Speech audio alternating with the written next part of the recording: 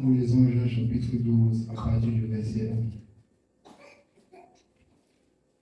6 jours avant la Pâque, Jésus arriva à Béthanie où était Lazare, qu'il avait ressuscité des morts. On lui fit un souper. Marthe servait et Lazare était un de ceux qui se trouvaient à table avec lui. Marie, ayant pris une livre d'un parfum de nard pur de grand prix, oignit les pieds de Jésus, et elle lui essuya les pieds avec ses cheveux, et la maison fut remplie de l'odeur du parfum. Alors, Lazare, c'est un homme que Jésus a ressuscité des morts quand vous lisez Jean 11. Et en donnant des instructions à Marie qui se lamentait, voyant son frère mort. Alors, Jésus a dit, femme, ne t'ai-je pas dit que si tu crois, n'est-ce pas, tu verras la gloire de Dieu. Il dit, Seigneur, je crois qu'à la résurrection, il aura la vie éternelle. Jésus dit, ici, comme je te dis, alors, même si un homme croit et il meurt, je peux le ressusciter et il vit. Et il dit, il demande, où est-ce qu'on a enterré Lazare? Alors, le Seigneur, Marie dit, Seigneur, comme je disais tout à l'heure, ça sent. Ça fait déjà combien de jours? 4 jours. C'était 4 jours. Ça fait déjà 4 jours. Le Seigneur lui reprit que, mais ne t'ai-je pas dit que, n'est-ce pas, si tu crois, tu verras la gloire de Dieu? Allons seulement là-bas. Et c'est ainsi que le Seigneur a dit, déroulez la pierre, Lazare, Lazare, Lazare revient à la vie, et Lazare est revenu. Il a dit, déliez les bandes. Je prends ce message pour exhorter mes jeunes bien-aimés et nous qui avons cru depuis longtemps et qui ne faisons pas foi à la parole de Dieu, pour dire et encourager et exhorter que toutes les paroles qui sont sorties de la bouche de Jésus est esprit et vie. Donc, si vous avez même quelques douleurs, la maladie, c'est la moindre des choses. Si quelqu'un a fait 4 jours dans la tombe, il est levé, il s'est levé, la maladie, c'est quoi devant Jésus? Amen. Donc, la seule chose, ne t'ai-je pas dit, n'est-ce pas, si tu crois, je vous exhorte de croire. Je vous exhorte de croire. Il faut croire et croire sans douter. Et vous verrez de même la gloire de Dieu. Quand vous allez lire dans Jean 11, vous allez comprendre ce message. Jésus enseigna ainsi la foi aux disciples. Nous avons vu les petits esprits se gesticuler. Et après, Jésus les a mis dehors. Amen. Après, Jésus les a mis dehors. Je vous dis, si vous croyez, vous avez appris ce que je chantais, c'était quand hier. Je n'ai pas peur, j'appartiens à Dieu. Je n'ai pas peur, mon sauveur est là. Il est vivant, le Saint d'Israël. Il est vivant, le Dieu tout-puissant. Je n'ai pas peur, je n'ai pas peur. J'appartiens à Dieu. Je n'ai pas peur, mon sauveur est là. Il m'a aimé, c'était à la croix. Il m'a sauvé.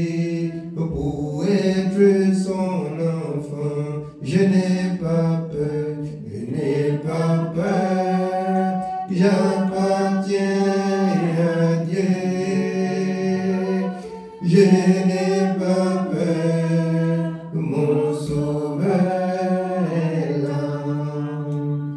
Donc, rassurez-vous et ne craignez pas, ayez foi en Dieu. Et cette parole s'accomplira pour vous. Amen. On continue la lecture. Nous continuons la lecture dans Jean 12, au verset 4. Un de ses disciples, Judas Iscariote, fils de Simon, celui qui devait le livrer, dit: Pourquoi n'a-t-on pas vendu ce parfum 300 deniers pour les donner aux pauvres? Il disait cela, non qu'il se mit en peine des pauvres, mais parce qu'il était voleur, et que, tenant la bourse, il prenait ce qu'on y mettait.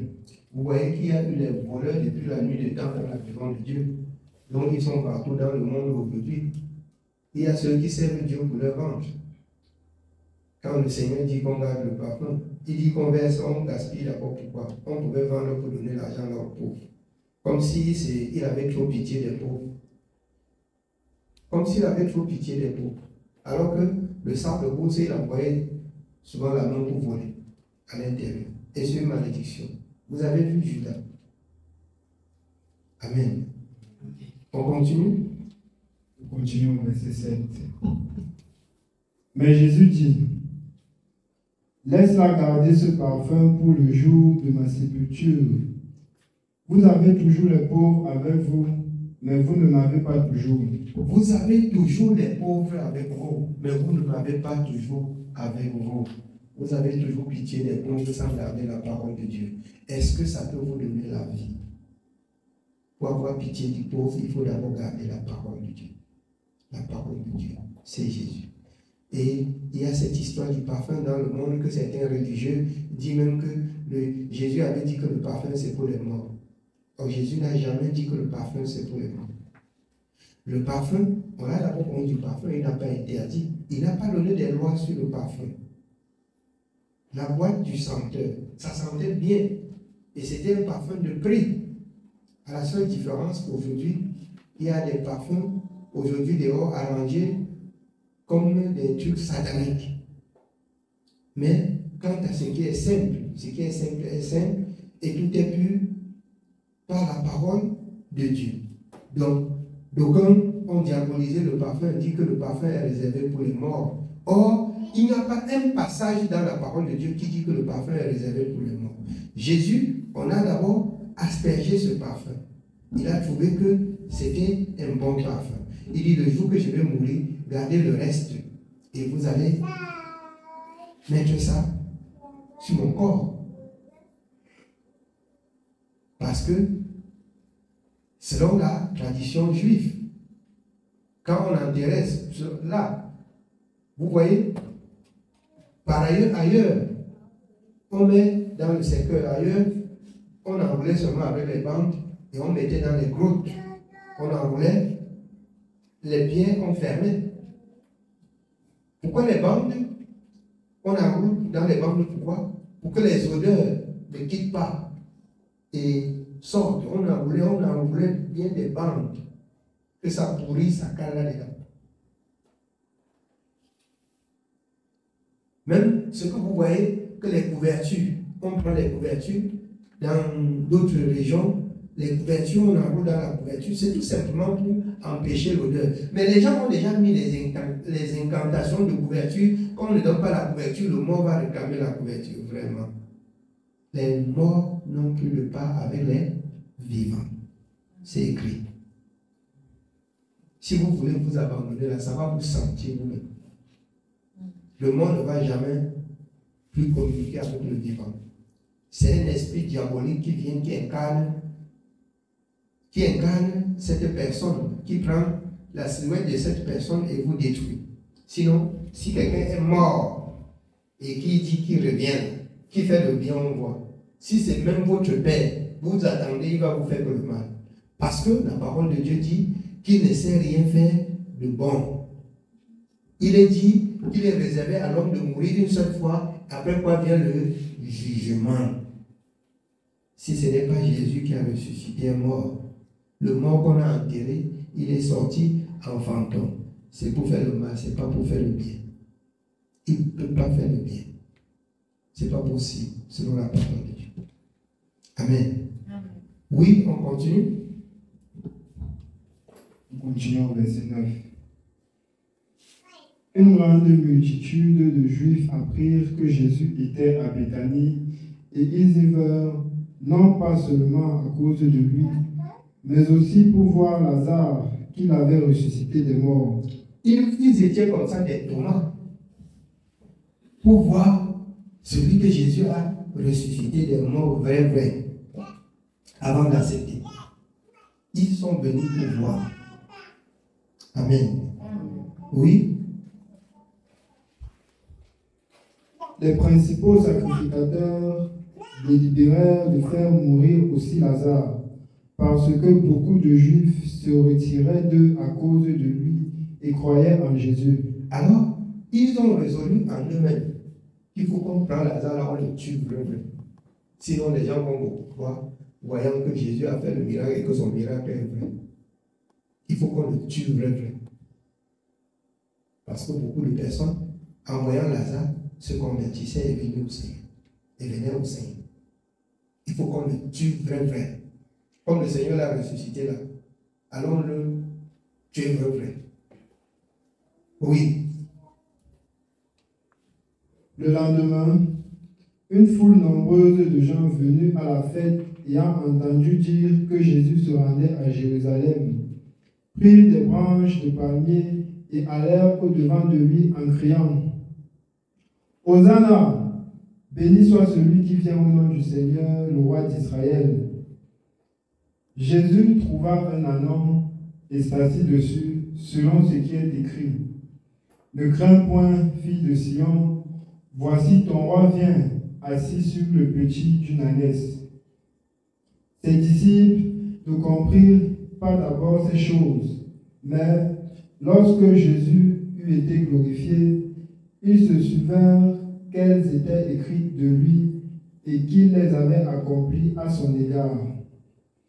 Tous ceux qui étaient avec Jésus, quand il appela Lazare du sépulcre et le ressuscita des morts, lui rendaient témoignage. Et la foule vint au-devant de lui parce qu'elle avait appris qu'il avait fait ce miracle. Les pharisiens se dirent donc les uns aux autres, « Vous voyez que vous ne gagnez rien. Voici, le monde est allé après lui. » Quelques Grecs du nombre de ceux qui étaient montés pour adorer pendant la fête s'adressèrent à Philippe de Bethsaïda en Galilée et lui dirent avec instance, « Seigneur, nous voudrions voir Jésus. » Philippe alla le dire à André, puis André et Philippe le dirent à Jésus. Jésus leur répondit, « L'heure est venue où le Fils de l'homme doit être glorifié. En vérité, je vous le dis, si le grain de blé qui est tombé en terre ne meurt, il reste seul. Mais s'il meurt, il porte beaucoup de fruits. Celui qui aime sa vie la perdra, et celui qui est sa vie dans ce monde la conservera pour la vie éternelle. » Amen. Amen. Jésus dit, si le grain de blé qui tombe en terre ne meurt, elle ne peut pas pousser pour porter des fruits. Vous voyez, quand vous mettez le maïs en terre, quand vous mettez le haricot, pour que ça germe, il faut que ça pourrit, ça meurt, ça sort, ça porte beaucoup de fruits. Il indiquait, selon que vous pouvez comprendre, même dans Jean 10, le bon berger, qui est venu perdre son troupeau. Il est venu donner la vie, se donner à la mort pour donner la vie à plusieurs. C'est pour cette raison que Jésus est venu et qu'il a souffert la croix. Il fallait qu'il meure pour que nous vivons.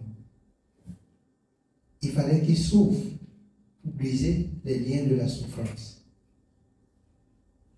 Il a fallu qu'il souffre pour briser les liens de la souffrance. Il a fallu qu'il meure pour briser les liens de la mort. jusqu'à dire à la mort, où est ton aiguillon?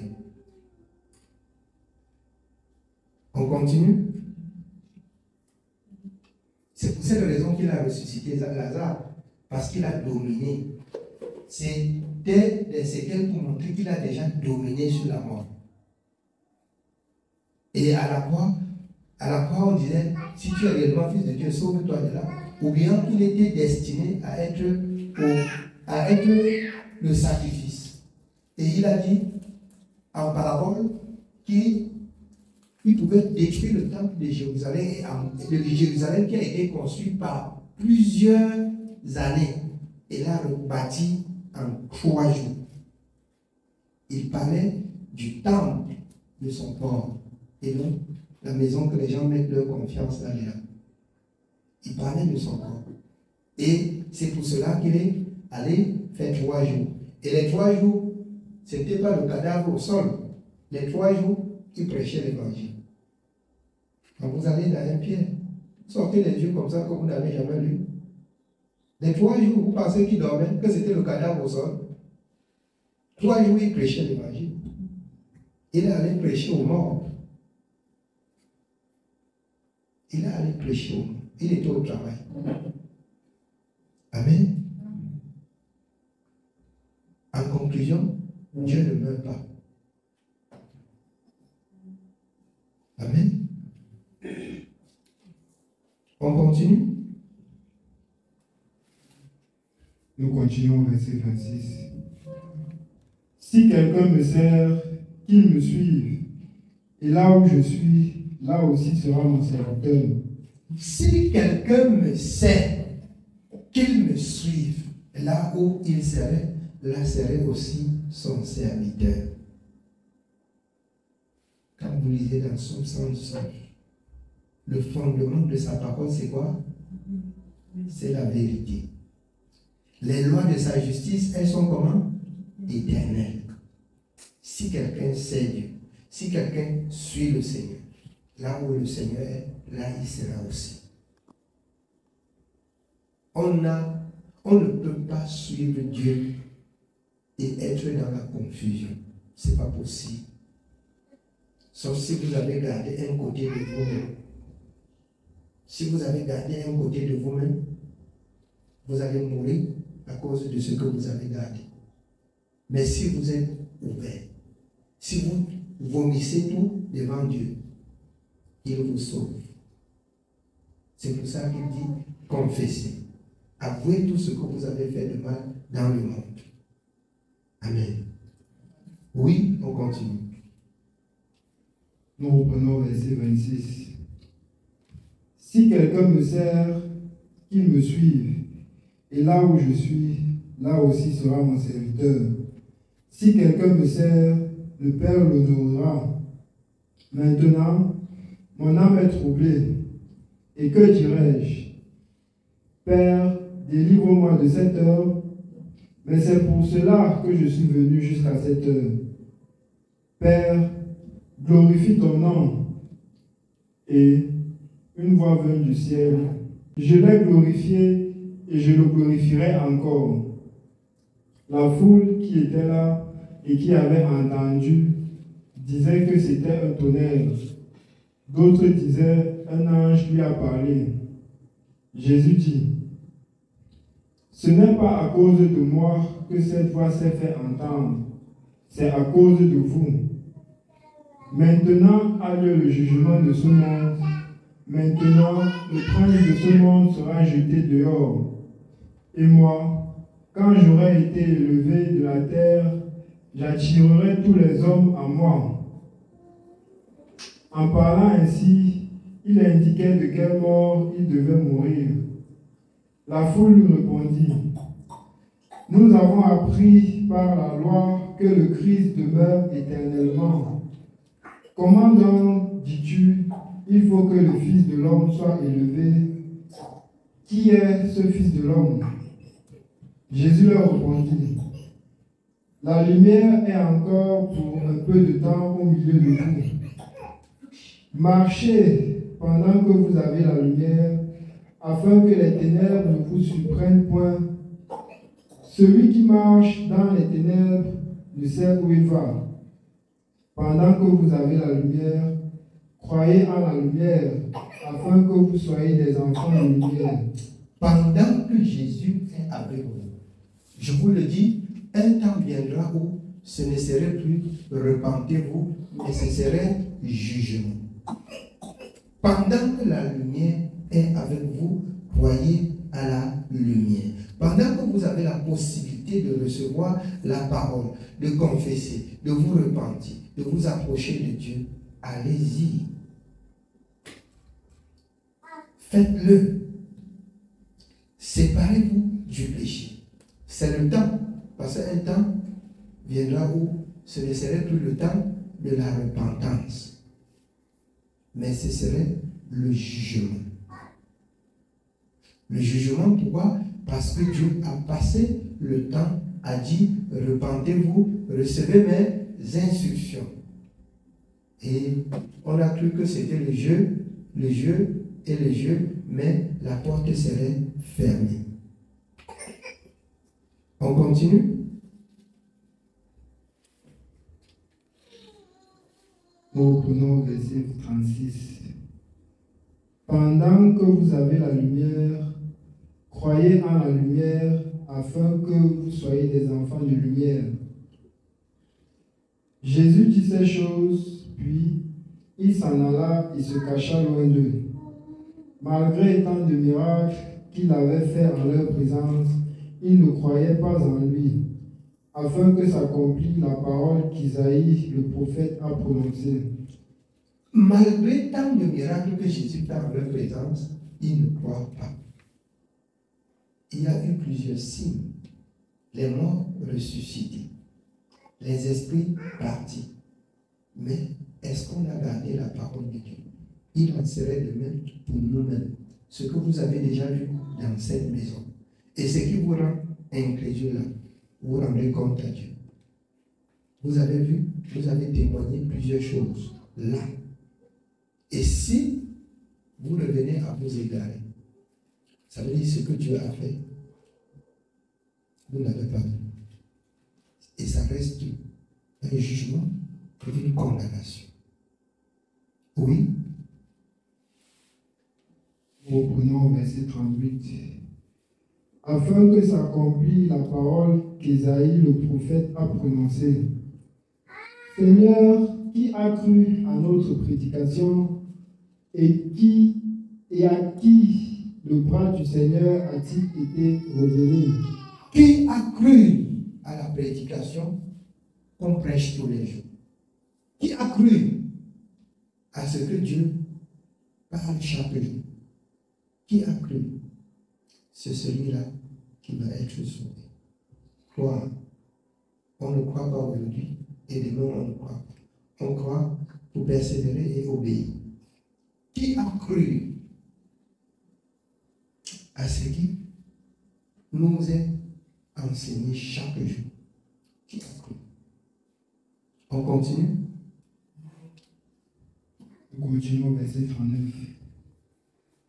Aussi, ne pouvait-il croire parce qu'Isaïe a dit encore, il a aveuglé leurs yeux et il a endurci leur cœur, de peur qu'ils ne voient des yeux, qu'ils ne comprennent du cœur, qu'ils ne se convertissent et que je ne les guérisse.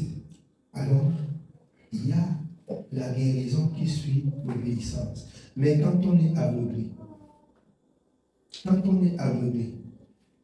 on va mourir dans ses douleurs. On va mourir dans son ignorance. Mais si on croit, si on tient ferme, si on fait la volonté de Dieu, c'est la guérison. Il dit, je suis l'Éternel qui te guérit.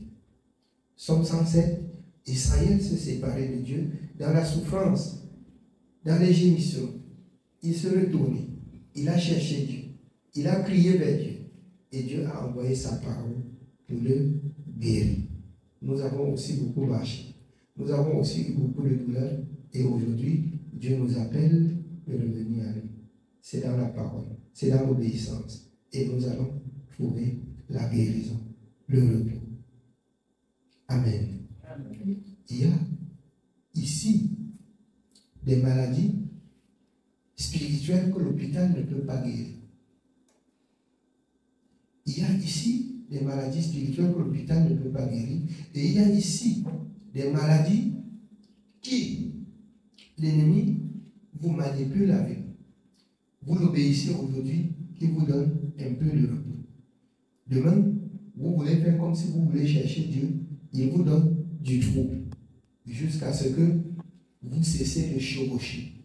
Vous vous attachez entièrement à Dieu et Dieu coupe le fil. Donc, en quelque sorte, dans Jérémie, ceux qui partent ça et là, quand on est avec Dieu, demain on n'est pas avec Dieu. On ne peut pas être stable. On ne peut pas être guéri. L'ennemi va souvent vous faire savoir que ça va un peu, ou bien que ça va bien. Jusqu'à tu comprends que ça va bien, tu veux chercher Dieu. L'ennemi aussi pense que tu pars où ça va faire mal. Mais Dieu voudrait aussi voir si tu persévères pour qu'il tende sa main. Parce qu'il ne partage pas sa gloire. Tu persévères, tu le sais, les chiens tombent. Les chiens tombent. Tu retrouves la guérison, tu retrouves la paix, tu retrouves le repos qui te manque. Amen. On continue? Nous continuons au verset 41. Ésaïe dit ces choses lorsqu'il vit sa gloire et qu'il parla de lui. Cependant, même parmi les chefs, plusieurs crurent en lui, mais à cause des pharisiens, ils n'en faisaient pas l'aveu dans la crainte d'être exclus de la synagogue, car ils aimaient la gloire des hommes plus que la gloire de Dieu. À cause des pharisiens, ils ne faisaient pas l'aveu. C'est-à-dire, ils ne disaient pas que la parole est bonne. Ils ne disaient pas qu'on suit Jésus. Ils ne disaient pas qu'on a aimé cette parole. À cause des religieux, à cause des familles, à cause de quoi je le sais. Ils aimaient la gloire des hommes plus que Dieu. Ils avaient peur qu'on ne les chasse dans la synagogue de la loi où les hommes voulaient imposer que la loi continue pendant qu'on était sur la grâce. Oui, on continue. Nous continuons au verset 44. Or, Jésus s'était écrié, « Celui qui croit en moi, croit non pas en moi, mais en celui qui m'a envoyé. Et celui qui me voit, voit celui qui m'a envoyé. Je suis venu comme une lumière dans le monde, afin que quiconque croit en moi ne demeure pas dans les ténèbres. Si quelqu'un entend mes paroles et ne les garde point, ce n'est pas moi qui le juge, car je suis venu non pour juger le monde, mais pour sauver le monde. Celui qui me rejette et qui ne reçoit pas mes paroles a son juge. La parole que j'ai annoncée, c'est elle qui le juge au dernier jour. Alors, si quelqu'un entend comme nous entendons et ne croit pas ou ne garde pas, il a son juge. Ce n'est pas un problème.